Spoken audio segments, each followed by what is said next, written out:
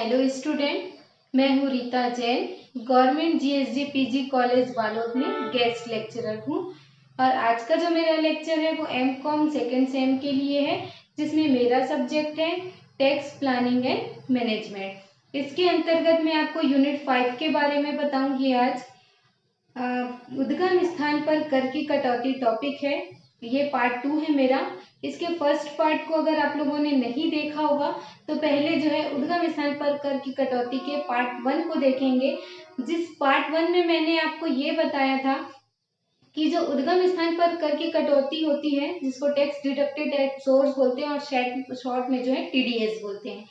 तो ये टीडीएस क्या होता है और इसके अंतर्गत जो धाराएं हैं टीडीएस के अंतर्गत, वो धाराएं कौन कौन सी है जिसके अंतर्गत जो है टीडीएस की कटौती की जाती है, वो सारी धाराओं के बारे में मैंने आपको बताया था। तो सबसे पहले आप मेरा पार्ट 1 देख लेंगे ताकि आपको जो है पार्ट 2 जो है अच्छे से समझ में आए।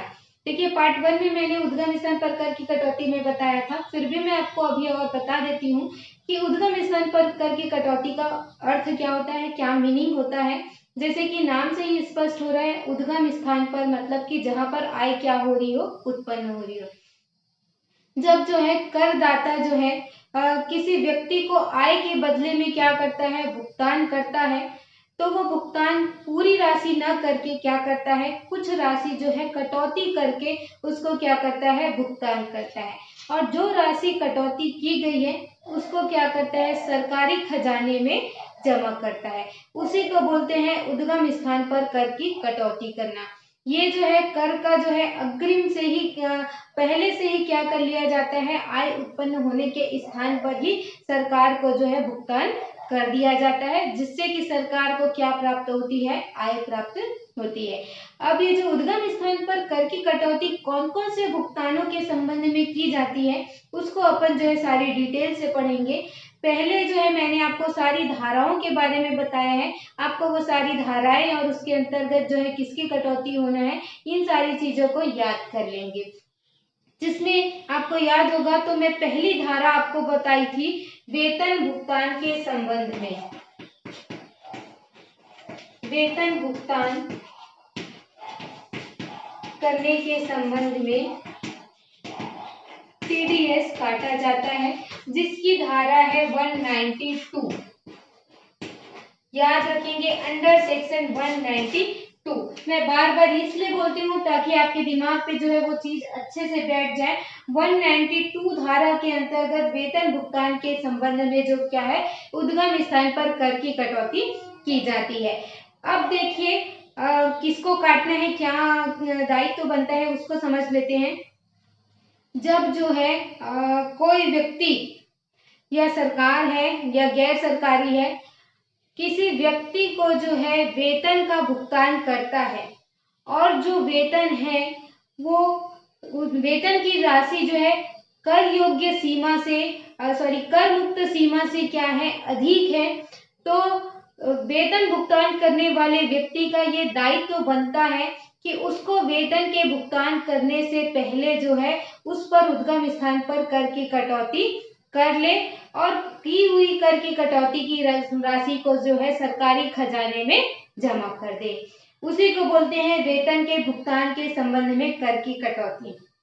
एक बार मैं फिर से बता रही हूँ, जब वर्डों को ध्यान देंगे, एक एक शब्दों को आप, जब जो है कोई व्यक्ति किसी अपने कर्मचारी को या जो मतलब जो जब व्यक्ति जो है अपने कर्मचारी को क्या करता है, वेतन का क्या करता है, भुगतान करता है, और जो वेतन की राशि है वो कर मुक्त सीमा से क्या हो, अधिक हो।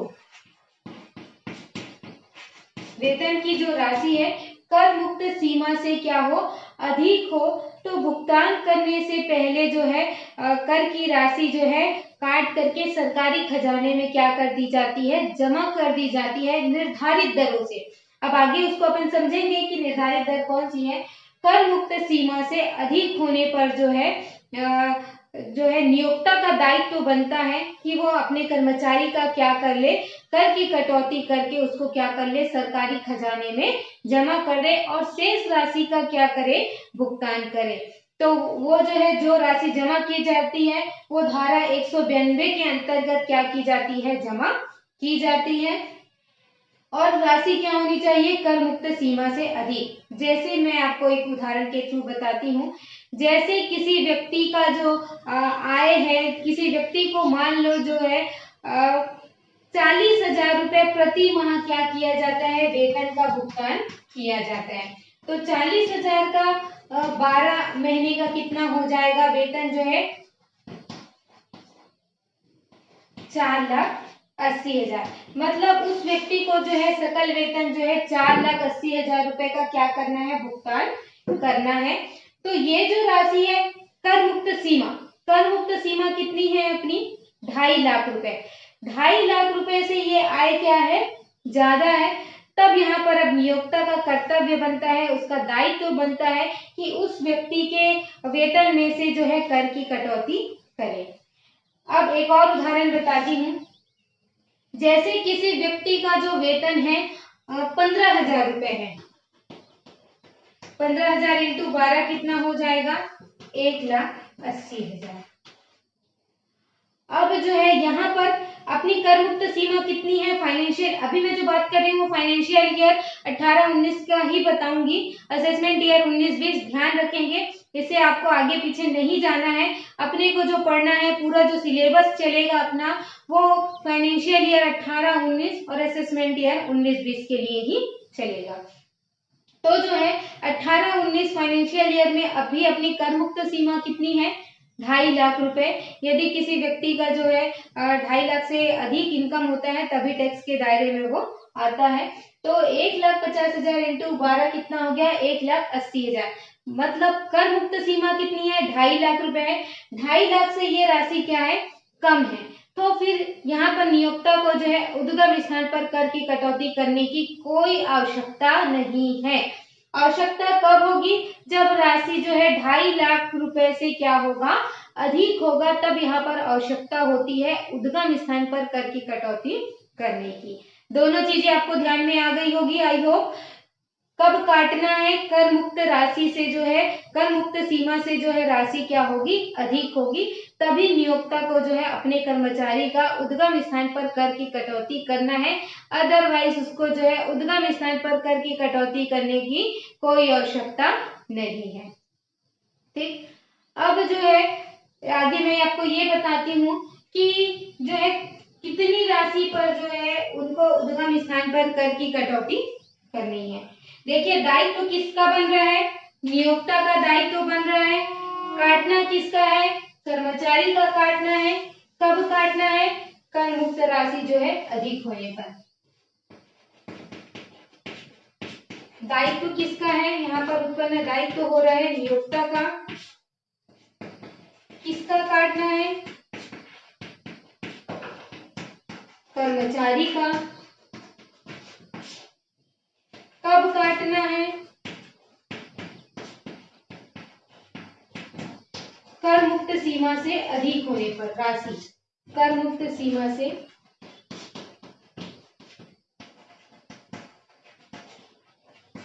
अधिक होने। आपको सभी जो है उद्गम स्थान पर कर की कटौती में ये चारों चीजों को जो है ध्यान रखना है। कितना काटना है, सबसे बड़ी बात तो यही आती है कि कितना काटना है। पहला जो मैंने आपको बताया दायित्व किसका हो रहा है, नियोक्ता का। किसका काटना है, कर्मचारी का। और कब काटना है, कर मुक्त सीमा से राशि अधिक होने पर। और कितना काटना है, अब देखिए जो वेतनभोगी कर्मचारी होते हैं जिनको वेतन दिया जाता है उनका कितना आयकर जो है काटना है, कितना टीडीएस काटना है। तो इसमें जो है व्यक्ति की जो है, कर्मचारी की जो है एक अनुमानित वेतन की क्या कर ली जाती है, पहले गणना कर ली जाती है। जैसे कि अनुमानित वेतन जो है किसी व्यक्ति का हो रहा है, उसके आधार पर उसमें से जो है वेतन से आय शीर्षक है ना, कहने का मतलब जो है वेतन से आय शीर्षक है। उनकी अनुमानित वेतन में से वेतन से आय निकाल लिए। उसके बाद अगर किसी करदाता की जो है अन्य साधनों से आय है तो उसको भी क्या कर लिया जाता है, जोड़ लिया जाता है, मतलब कि सकल कुल आय निकाल लिया जाता है। अब इस सकल कुल आय में से जो है कुल आय की गणना करनी है तो क्या घटाना पड़ेगा, धारा 80C से 80U की जो कटौतियां हैं वो माइनस करना पड़ेगा। धारा 80C से 80U की कटौतियों के बारे में आप जानते हैं, फिर भी मैं आपको एक बार शॉर्ट में बता देती हूँ। जैसे 80C में क्या क्या चीजें आती है, LIC हो गया, प्रोविडेंट प्रमाणित प्रोविडेंट फंड हो गया, सार्वजनिक प्रोविडेंट फंड हो गया, राष्ट्रीय बचत पत्र आ गया, जिसकी कुल मिलाकर जो है 80C के अंतर्गत जो कटौती मिलती है वो 1.5 लाख रुपए होता है। इसके बाद धारा C से D के अंतर्गत होती है कटौती, वो भी 1.5 लाख रुपए से अधिक नहीं होनी चाहिए। और 80C से D आती है जो केंद्र सरकार की पेंशन स्कीम के अंतर्गत जो है कटौती होती है। इसके बाद जो है धारा आती है, धारा 80D आती है, जिसमें क्या होता है, स्वयं का, जीवन साथी का और बच्चों का जो है स्वास्थ्य का बीमा प्रीमियम होता है, जिसमें जो कटौती मिलती है वो 25,000 रुपए होती है। और इसी के अंतर्गत DD आता है, उसमें जो है 75,000 रुपए की जो है कटौती मिलती है। ये होता है किसी जो है निर्दिष्ट व्यक्ति, निःशक्त व्यक्ति की क्या है, चिकित्सा पर व्यय करने के संबंध में होती है 75,000 और 1,25,000, गंभीर निःशक्त होने पर 1,25,000। इसके बाद 80E के अंतर्गत जो है शिक्षा के लिए जो ऋण लेते हैं उसके ब्याज के संबंध में कटौती होती है। 80E रिहायशी मकान के ऋण के भुगतान के संबंध में होती है। 80G जो होता है वो होता है दान के संबंध में होता है, दान देने पर जो है सीमा वाले और बिना सीमा वाले दान है 50%, 100% वाले, उसके संबंध में होता है। और 80TTA होता है बचत खाते के ब्याज के संबंध में 10,000 रुपए तक। 80TTB होता है ब्याज के संबंध में है, ये भी 50,000 रुपए तक की कटौती है जो केवल सीनियर सिटीजन के लिए होती है। और जो 80U है वो किसी निःशक्त व्यक्ति को जो होती है 75,000 और 1,25,000 गंभीर निःशक्त होने पर होती है। तो 80C से 80U की जो कटौतियां हैं वो क्या है, सकल कुल आय में से क्या कर ली जाएगी, घटा ली जाएगी। घटाने के बाद जो आय बचेगी वो क्या, कौन सी आय कहलाएगी, कुल आय। अब इस कुल आय में से जो है कर का जो स्लैब है, कर की जो दर है, उस अनुमानित वेतन में से जो है कर मुक्त सीमा से अधिक होने पर जो है वेतन पर कर की गणना जो है की जाएगी। और जो है जो फाइनेंशियल ईयर, चालू फाइनेंशियल ईयर है, जैसे अभी जो अपना फाइनेंशियल ईयर कौन सा चल रहा है, 19-20 जो है निकल गया है, अब तो जो चालू हो गया है अपना अप्रैल से जो है 20-21 चालू हो गया है। बट अपने को जो पढ़ना है फाइनेंशियल ईयर 19-20 के लिए उद्गम स्थान पर कर की कटौती पढ़ना है। तो जो चालू फाइनेंशियल ईयर 19-20 है और कर निर्धारण वर्ष जो है 20-21 है, उसके लिए जो है उद्गम स्थान पर कर की कटौती की जो दरें हैं वो लागू की जाएगी। और जो है प्रति माह जो है, ध्यान रखेंगे, उद्गम स्थान पर कर की कटौती क्या करना होता है, प्रति माह करना होता है। उनके जो है वो कैसे करना होता है वो भी मैं आपको बताऊंगी। पहले जो है अपन कर की राशि का कैलकुलेशन कर लेते हैं। तो जो कर की जो राशि है वो स्लैब के आधार पर की जाएगी। स्लैब के बारे में आपको जानकारी है, अभी 19-20 फाइनेंशियल ईयर में कौन सा स्लैब है, 2.5 लाख तक क्या है, कर मुक्त है। कि सामान्य व्यक्ति के बारे में बता रही हूँ, भारत में निवासी सामान्य व्यक्ति जो है पहले 2.5 लाख तक क्या है, कर मुक्त है। नेक्स्ट 2.5 लाख से 5 लाख पर 5%, 5 लाख से 10 लाख पर 20% और 10 लाख से अधिक पर 30% जो है कर लगता है।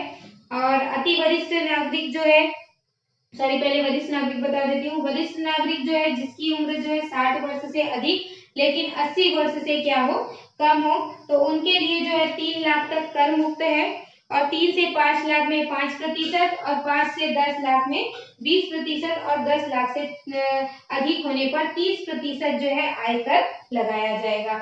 और जो अति वरिष्ठ नागरिक है जिसकी उम्र जो है 80 वर्ष से क्या है, अधिक है, तो उनको जो है 5 लाख तक क्या है, कर मुक्त है। तो ध्यान रखेंगे उनके लिए कर मुक्त सीमा क्या कहलाएगी, 5 लाख। और अगले 5 से 10 लाख पर जो है 20% और 10 लाख से अधिक होने पर 30% लगेगा।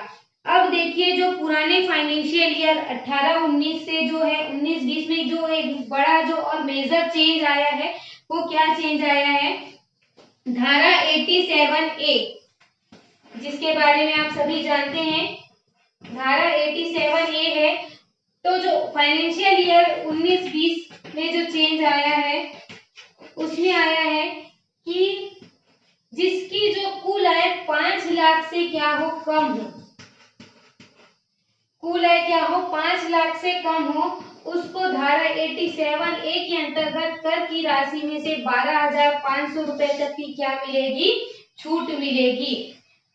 इसके पहले के फाइनेंशियल ईयर में जो नियम था वो था 3.5 लाख से कम आय वालों को 2,500 रुपए की जो है कर में से छूट मिलती थी। लेकिन जो है सरकार ने 3.5 लाख को जो है बढ़ाकर कितना कर दिया है, 5 लाख, और कर की राशि को जो है 2,500 से बढ़ाकर कितना कर दिया है, 12,500 रुपए कर दिया है। तो ये मेजर चेंज आया है फाइनेंशियल ईयर 19-20 के लिए, वो उन चीजों को क्या करेंगे, ध्यान रखेंगे। तो इस प्रकार से जो है उनका क्या किया जाएगा, करों की जो है गणना की जाएगी उस वेतन में से। इसके बाद जो है अधिभार आता है तो ठीक अधिभार लगाया जाएगा, नहीं तो फिर जो है शिक्षा उपकर जो है 4% की दर से स्वास्थ्य एवं शिक्षा उपकर जो है 4% की दर से लगाया जाएगा। अब देखिए वेतन में जो है ये जो है कर की हिसाब से जो है गणना की जाएगी और जितना कर बनेगा उतना जो है उद्गम स्थान पर कर की कटौती की जाएगी। अब देखिए जो वेतन के संबंध में उद्गम स्थान पर कर की कटौती की जाती है उसके संबंध में और नियम है, कुछ नियम है जो आपको ध्यान रखने हैं। ये चारों चीजें आपको समझ आ गई होगी। दायित्व किसका होता है, किसको काटना है, कब काटना है और कितनी राशि जो है काटना है। कितनी राशि में जो है उनको जो कुल आय की गणना करने के बाद जो टैक्स आएगा उस टैक्स को जो है 12 महीनों में क्या कर दिया जाएगा, डिवाइड कर दिया जाएगा और पर मंथ जो है उनके जो है प्रति माह जो है उनकी जो है वेतन में से जो है आयकर की कटौती की जाएगी। प्रति माह जो है वेतन में आयकर की कटौती करना जो है जरूरी होता है। कई व्यक्ति या कई जो नियोक्ता है वो क्या करते हैं, सीधा अंतिम में क्या करते हैं जब भुगतान कर, क्योंकि देखिए वेतन जो भुगतान हो रहा है वो कब हो रहा है, हर महीने आप जो है उनको वेतन का भुगतान कर रहे हैं, तो नियोक्ता का भी दायित्व बनता है कि हर महीने वो क्या करे, उसकी आयकर की कटौती करे। लेकिन कुछ जो नियोक्ता क्या करते हैं, केवल लास्ट के मंथ में पूरा एक साथ क्या कर देते हैं, कटौती कर देते हैं। तो ये बिल्कुल गलत है। उनको जो है प्रति माह उनकी अनुमानित वेतन पर जो है कर की कटौती उनको करना है।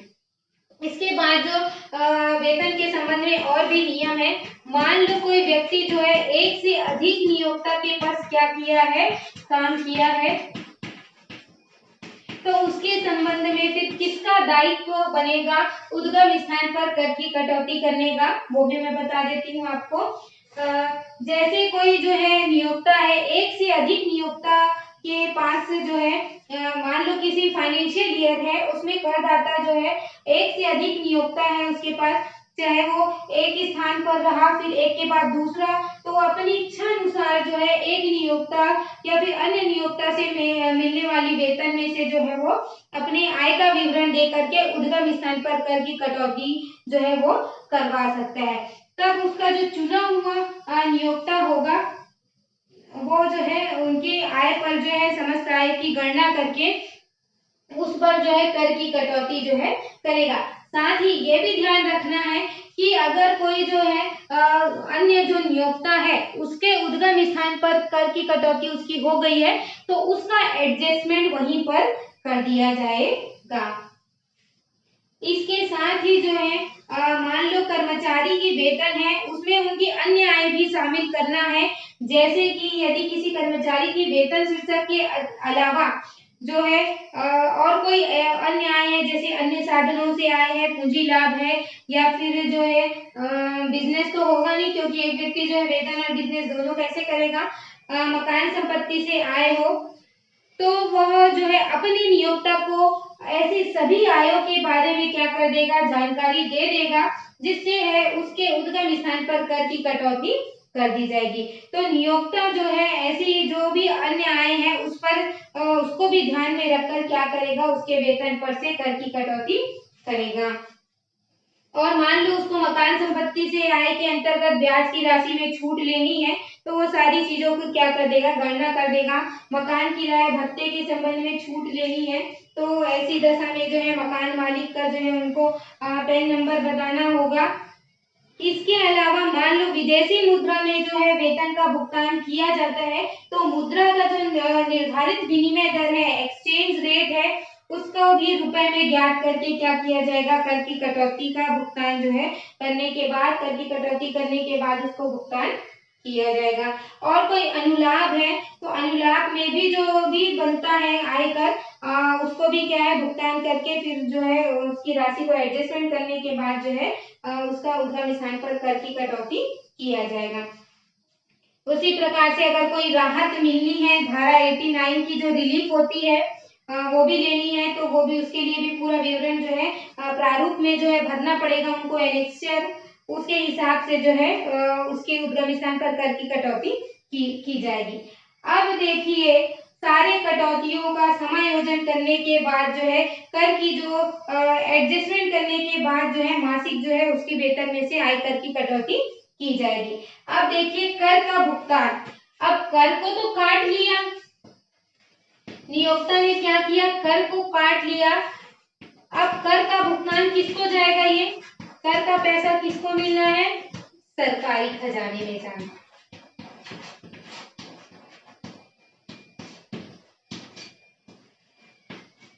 ये जो कर की राशि वो कहाँ जाएगी, सरकारी खजाने में जाएगी। अब देखिए इसके दो तरीके होते हैं, एक तो सरकार और दूसरा क्या होता है, गैर सरकार।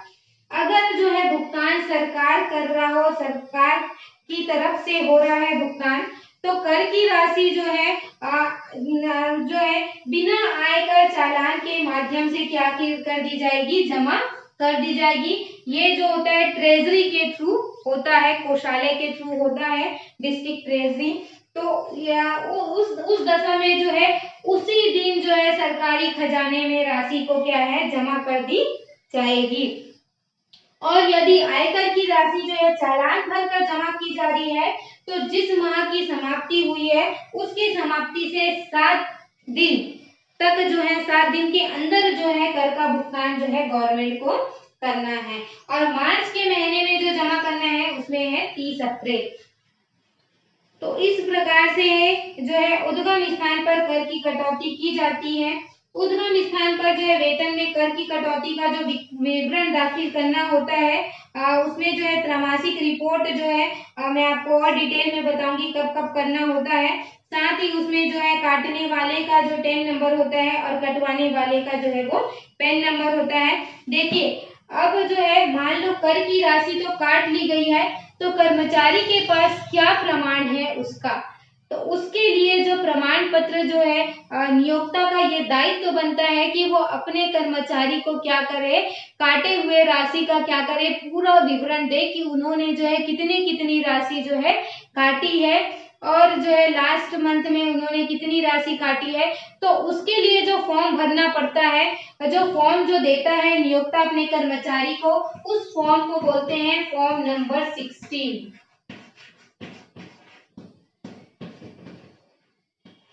ये जो एक प्रमाण पत्र होता है जिसमें नियोक्ता जो है अपने कर्मचारी को देता है, जो ये बताता है कि जो है उनकी कितनी जो है उद्गम स्थान पर कर की कटौती की गई है। और ये जो उनको जारी करना होता है वो फाइनेंशियल ईयर एंड होने के 15 जून तक जो है नियोक्ता को कर्तव्य होता है कि वो अपने कर्मचारी को जो है 15 जून तक फॉर्म नंबर 16 क्या करे, दे। ये जो है उद्गम स्थान पर जो है काटे हुए कर के संबंध में कितना राशि जमा हुआ है, कर्मचारी क्या होता है, पाने का अधिकारी होता है। तो ये जो है धारा 192 है, उसको ध्यान रखेंगे स्टूडेंट। धारा 192 के अंतर्गत क्या किया जाता है, वेतन में से कर की कटौती की जाती है। आज की क्लास में मैंने आपको है वेतन के भुगतान, ये जो सेक्शन था 192, ये सबसे बड़ा सेक्शन है। बाकी के जितने भी सेक्शन हैं उसमें से 192 जो होता है, सरकार को जो आय प्राप्त होती है 192 वेतन के संबंध में ज्यादा होती है, क्योंकि जो जितने भी कर्मचारी हैं उनको तो वेतन भुगतान किया ही जाता है।